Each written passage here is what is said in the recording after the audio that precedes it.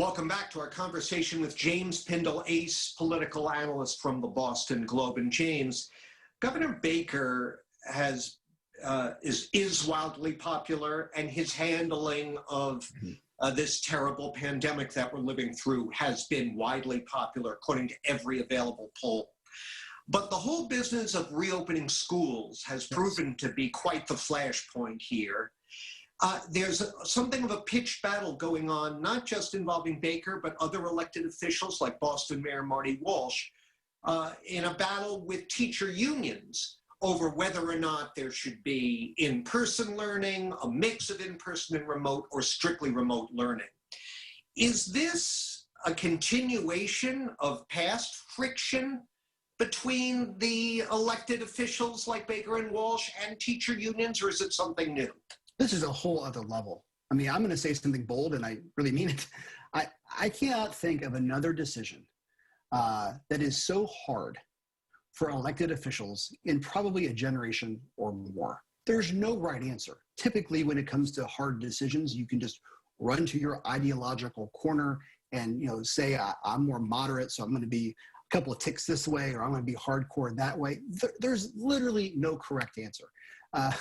Going back to school full time is something that a lot of parents want. It's something that we discuss in my family every single night.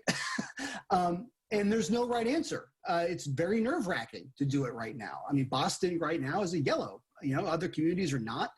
But there's no right answer, and there is no right or wrong position here. So this is going to be fraught no matter what. And yes, the tension lines are obviously highly exposed.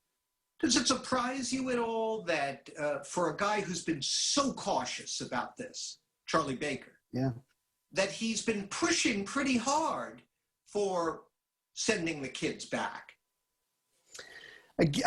Look, yes. And at the same time, I mean, again, there's no right answer. If you are a community that, is at less than 1% for the rate, you're not talking just about public safety. You're talking about, will kids get free meals and lunches in some of these schools? And you are seeing a situation where a number of private schools are able to open up. What does that say about public schools? See our teachers union pushing too far on saying we're just not going to show up at all. The remote learning works for us. Well, studies have shown remote learning does not work for most people, particularly for those underprivileged kids who don't even have Chromebooks. So I think it's hard to characterize this as being surprising one way or the other. This because there's no right answer. All right, we're short on time here, but I feel bad that the multiple candidates competing for the open seat in the 4th Congressional District have struggled so hard to get coverage. There's been so much going on here on our website, cbsboston.com. We posted interviews with all the candidates, so if you want to learn more about that race, you could go there and check it out. But we did have an unusual event this past week, James, where one of the candidates, a serious candidate, Dave Cavell of Brookline, dropped out and endorsed another Brookline candidate, Jesse Mermel, in an explicit attempt to stop a third candidate, Jake Auchincloss, a Newton City councilor, who was actually endorsed by the Globe. That's right. What do you make of this race and that particular event?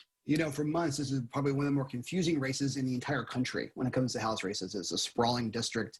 As you said, so many candidates. Ideologically, it's not really that well diverse, but some a little bit.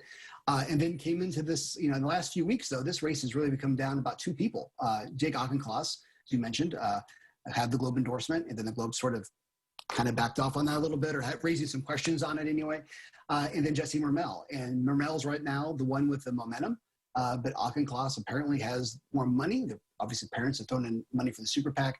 This, of course, matters. I mean, this person who wins the seat will be a member of Congress probably for a very long time.